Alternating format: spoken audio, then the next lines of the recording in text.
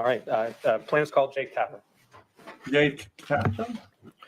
All right, members of the jury, No, the sworn testimony of Jake Tapper given before trial will now be presented. You are to consider and weigh this testimony as you would any other evidence in this case. Here's Mr. Tapper. Good morning, Mr. Tapper. Can I ask you to please state your name and date of birth for the record? My full name is Jacob Paul Tapper. I was born on March 12th, 1969. You understand that you're under oath today, Mr. Tapper? I do. And did you prepare for this deposition at all? Briefly, yes. How did you prepare? I had a Zoom call with Chuck and another lawyer yesterday just to go over. We had a brief discussion yesterday about what I should expect at this. Can I, so you understand where I'm going, I want to shift topics a little bit just to get a high-level background on you. So did you go to college or university? I did. And did you graduate? I did. What year and where and Thank what you, did you Sherry. graduate in? Thank you for subscribing. I graduated from Dartmouth College in Hanover, New Hampshire in 1991. And with a degree in? It was history modified with visual studies, is what it was called at the time. Visual studies is now called studio art. Did you continue your education past that, or did you enter the workforce? I did one semester of graduate film school at the University of Southern California. I finished that semester, and then I entered the workforce. Was the film school specifically connected to journalism in any way, or was it just film school? No, I was interested in film production. It was just film school. It was not related to journalism. Where are you currently employed? CNN. And how long have you... I am so cutting this out as a separate video. For you who don't know, Jake Tapper is lead Washington. He's a lead anchor for CNN Washington. He co-hosts State of the Union. He has the lead with Jake Tapper. Yeah, this guy is a big deal in CNN. What is your title at CNN? I think it's Chief Washington Anchor. Chief Washington and Anchor. Senior Washington Correspondent. But I don't pay a tremendous amount of attention to titles. But I think that's what it is. I am the anchor of several shows on CNN. Yeah. Mr. Tapper, can you give an overview of viewership numbers for your show, The Lead? Let's start with. I cannot. You have no idea how many people watch The Lead on an average basis? I do not pay attention to ratings.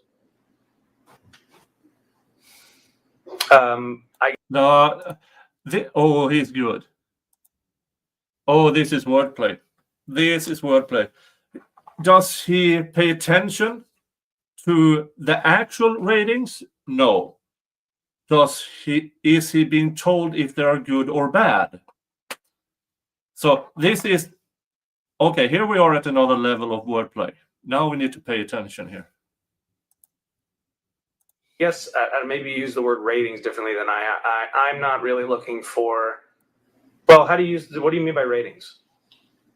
There is a metric called the Nielsen ratings, which is a survey of television households. And that Nielsen rating is how advertisers and shows and television networks determine how many people are watching the show at any given moment. And I do not pay attention to the Nielsen ratings. So, yeah. I have, do you recall maybe 2 weeks or so you gave a speech at the Ford School of Public Policy? I did that in October or November of 2023. Touches on something there. So I'm gonna introduce into the exhibit that video as exhibit 1. We'll mark it. I'm just gonna share. Sorry, I'm trying to. There we go. All right, Mr. Tapper, I'm going to share with you now a video recording of your presentation at the Ford School of Public Policy, and I'm starting from 2 minutes and 42 seconds. Okay. Just before this is trial coverage. This is entered as an exhibit in a trial. This, in my opinion, is way into the fair use segment. This is fair use, in my opinion. Now, fair use is determined by a court of law, not by us or me personally, but in my opinion, showing this segment as a trial exhibit goes directly under educational and entertainment. And my commentary provides the thing needed for it to a court of law to rule in my favor, in my opinion.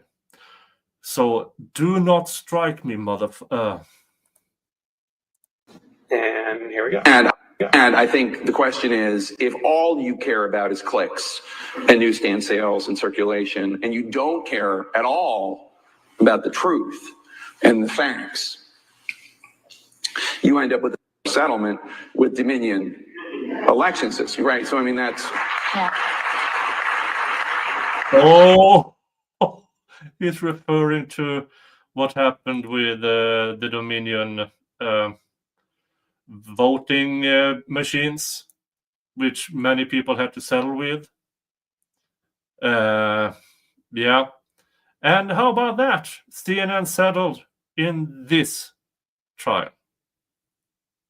We know that now, but Mr. Tapper did not know this when he was deposed. There's nothing wrong with wanting people to read your newspaper, wanting people to watch your show, but if all you care about is that, and you don't care about the responsibility, the grave responsibility we have to be fair and to be honest, then you are a cancer on the democracy we have, which is, I think, what you see when you have when you have what we have. Were you able to hear that, Mr. Tapper? I was. Do you still agree with your previous statements? Yes.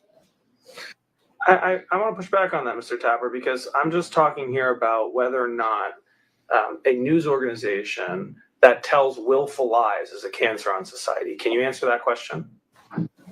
I mean, you can think whatever you want. Ask for your testimony, Mr. Tapper. I answered your question.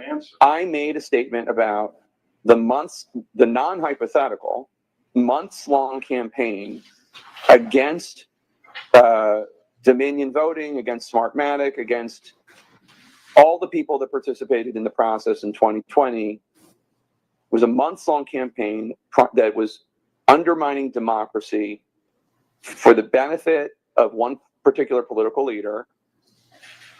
And that comment I made, and I stand by it, but I don't have answers to extend the metaphor to every single person, organization, and situation in journalism. So Why not, Mr. Tapper?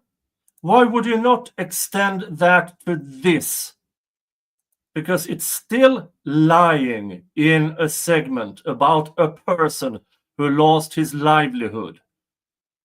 You ruined him, CNN. Ruined him. And by proxy, probably ended the lives of countless Afghans who couldn't be saved by Mr. Zachary Young and others who operated like him legally. I just don't even know what you want me to say here. You and your counsel claimed you answered the question, but I don't think you did. The question was straightforward, and it was, does a media organization that tells willful lies that's not about an election, is that a cancer on society? Let me say it cleanly, is a media organization that publishes willful lies about things other than an election a cancer on society? You're asking me to comport with a metaphor that I used a year ago, but specifically about one specific news or purported news organization, and the opinion I had about how damaging those lies were to the American democracy. And you're asking me to take that metaphor and extend it to any other time that any other media organization No. lied willingly. And I just don't have an opinion on it. I haven't thought about it. I haven't contemplated it. I haven't been Because it marinating didn't over it. suit you? So I don't have an opinion to offer. Mr. Tapper, do advertisements air during the lead with Jake Tapper? Yes. Do you know what it costs to place an ad on the lead with Jake Tapper? I have no idea of any details about the advertisements that air on the lead other than they air on the lead. When I'm in the studio, I do not see them, and I have no idea what they are. So would a crude analogy be for this is almost like you're a movie star that's recruited to go on a movie, you do your job, and you kind of the production facility here, CNN, takes care of all the back end work and everything like that. You show up, you do your job. No, because I am intimately involved in the editorial content of the show. So no. Does the lead have a budget? I assume so, but I don't know what it is.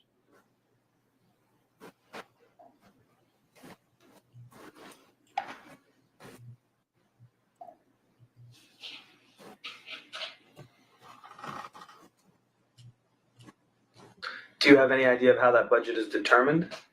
None. What if you want to fly to Tokyo to interview somebody? How does that process get approved?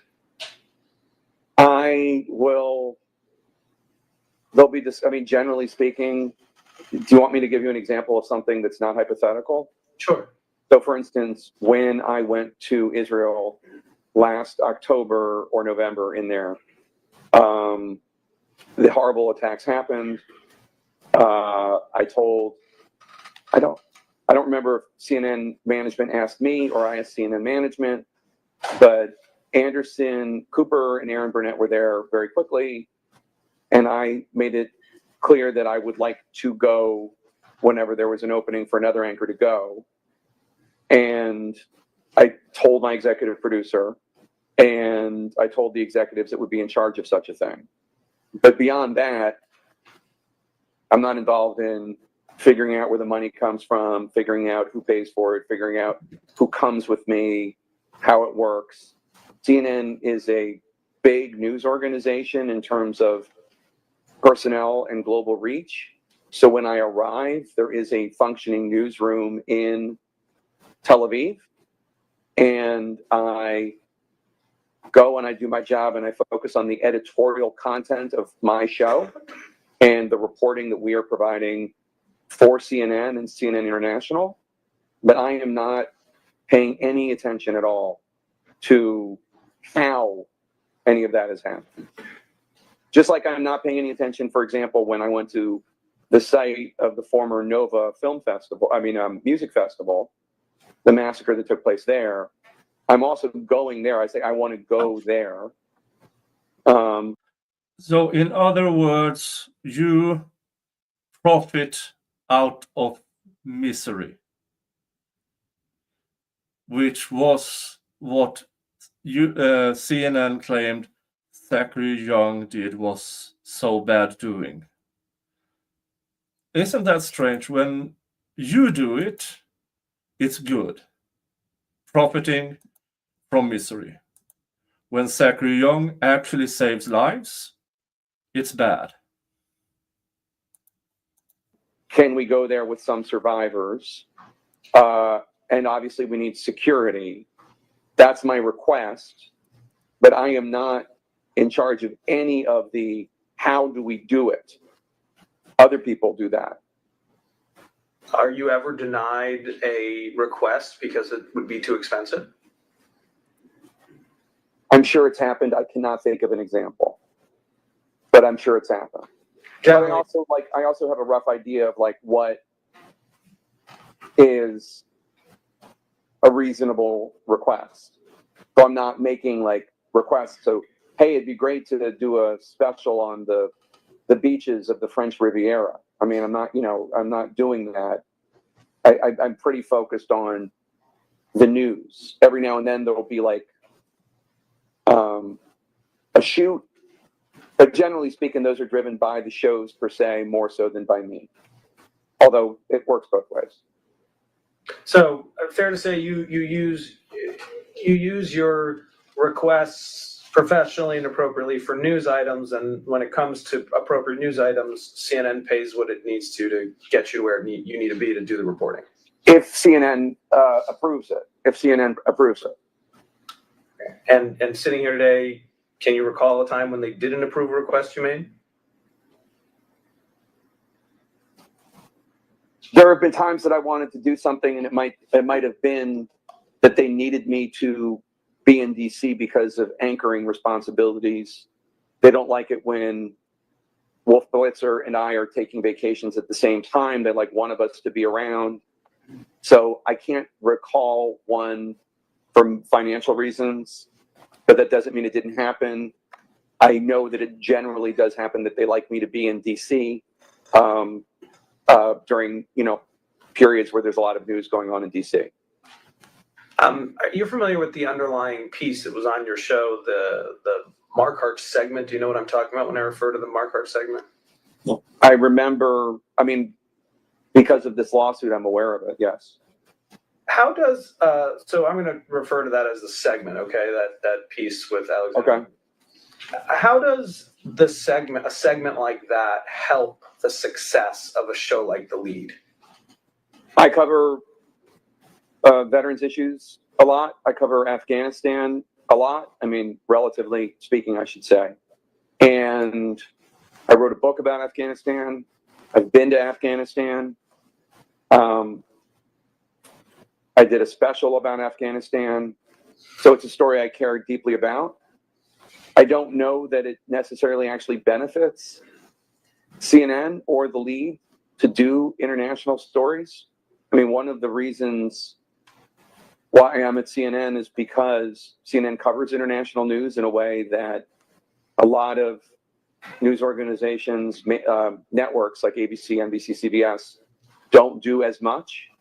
There are charts that I've seen about how much foreign news coverage has dropped off. If in the networks, ABC, NBC, CBS, because viewers are not that interested in it, is the presumption I make. I don't know that for a fact, but I assume, because I think of the networks, having worked at ABC, I think of them as more ratings focused than CNN, which I would describe as more news focused. So I don't know that it helps. For all I know, it hurts. I don't know. As a general premise, I think it is. When I worked at ABC News, it was tough to get. That's a good catch. Allegedly, maybe. She says, I thought he just said he wasn't involved like that. Now it's his choice. Sounds like he knew exactly what he was doing. Yeah, good catch. Good catch. Unless there was, other than the Iraq War and the Afghanistan War in the early days, etc. Foreign news, it was tough to get those stories on air. So then, is it fair to say that CNN distinguishes itself from amongst other news organizations by having this international news segment?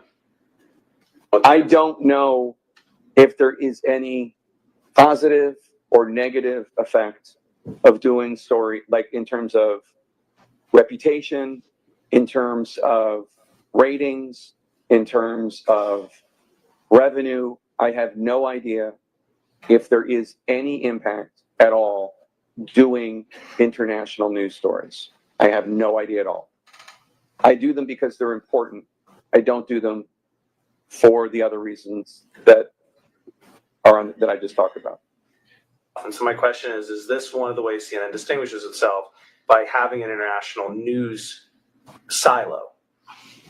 My point of view is that I like working at CNN as a news organization, not as a revenue making organization, but as a news organization, I personally like CNN because we have a commitment to international coverage. That's journalism. If they cut your salary in half, would you still work for CNN? That's a question. I mean, I'm not doubting he likes working for CNN.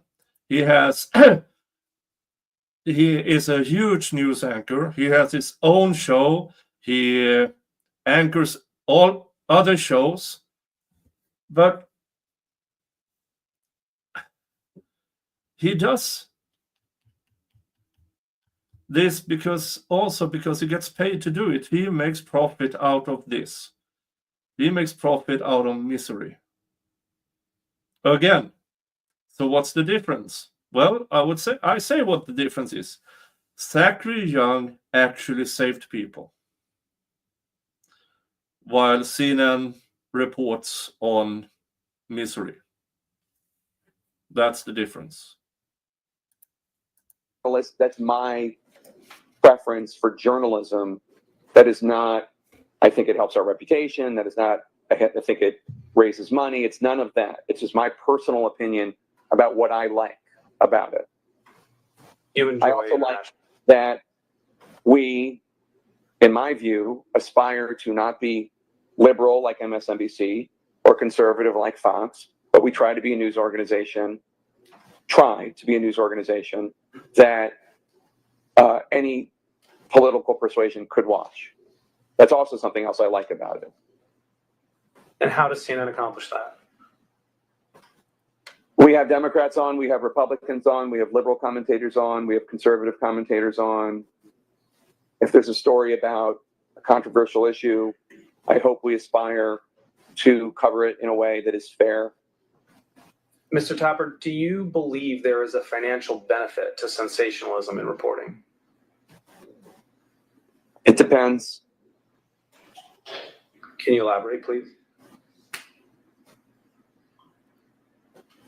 I mean, you have to give me a specific example. Do I think a tabloid sensationalizing a divorce might result in more of that tabloid bought? Why are you using tabloid as an example? Well, tabloids, we know, are sensationalists. They are all about clickbait. But here we have the Zachary Young segment on CNN. And tabloid, tabloid isn't a news organization. That's just in general term. And if tabloid means clickbaiting, it means embellishing, it means having stories that aren't true. Then I guess the Zachary Young segment made CNN a tabloid, because the segment portrayed Mr. Young more or less as a human trafficker. It was aimed directly at Zachary Young, and it was defamation. We know that now. But even if the jury came back with a non-liable, I would still say, yeah, that is defamation, in my personal opinion. But now a jury agreed with me. So, Mr. Tapper, this false story on Zachary Young, does that make CNN a tabloid? At a supermarket? Maybe. Sure. Do I think that, I mean, so that's one example, but I don't think every single example of sensationalizing, which by the way is very much a subjective term, I don't know that everyone would have necessarily a financial result one way or the other. It's really dependent upon the situation. Just trying to answer these questions as honestly as possible. So you're not aware of a specific number? I'm not an expert on this sort of thing. I can just tell you the commitment of this organization is to getting facts right. Mr. Tapper, I'm going to share with you what we'll mark as exhibit, I think it's 3 to the deposition. Do you see the website? It's CNN's Facebook page. Yes, I see it. So I'm going to read I'm going to play the video from you, Tapper, Truth Matters, Facts Matter, on CNN's Facebook page from timestamp 124. Apologize for the confusion. I think it'll make more sense now. A charge that there is literally none of Republicans believe this charge. A charge that there is literally no evidence to support. It is the definition of fake news. Now look, this is America, and you can believe whatever you want to believe. 18% of the public says they've seen or been in the presence of a ghost. I mean, whatever. But in a thriving democracy, truth matters and facts matter. We learned in the campaign that Donald Trump can be cavalier about facts and truth. We learned in his first 100 days that that's not going to change. Indeed, that some in the government and some of his friends in conservative media will even work to try to make his falsehoods seem true. But you know what? There's also a lot of incendiary nonsense against President Trump on the left these days that is just as fake and just as free of any evidence, both in progressive media and all over Twitter, being retweeted by otherwise sensible folks. This is a time for all journalists to be extra careful about our own reporting, to make sure that we adhere strictly to facts and cogent analysis. And this is a time for you, the public, to demand evidence from your leaders and from your media, even if you already agree with the politics of the person on your TV. Yeah. So lying about Mr. Young, was that fake news, Mr. Tapper? That's the segment about, yeah. How about that? It's really easy to point fingers at the now number 47 and say, ooh, he produced fake news. Ooh, he had media in his hands. Well, how about Zachary Young? CNN made fake news about Zachary Young. Bad place to be in, isn't it, Mr. Tapper? Do you recall giving those statements? Not really. It's 4 years ago. You know, I don't know what the exact date is. It's posted in 2017, so. Okay. No, I don't. I mean, I know that's me. Isn't it remarkable that they never seem to remember what they themselves say? Now, if you ask me about a trial I covered 2 years ago, I might not remember the exact words I said, but if I were shown, hey, look at you here, yeah, I would remember. I mean, how do you not? But apparently not in CNN. All right, folks, we are 1 hour and 47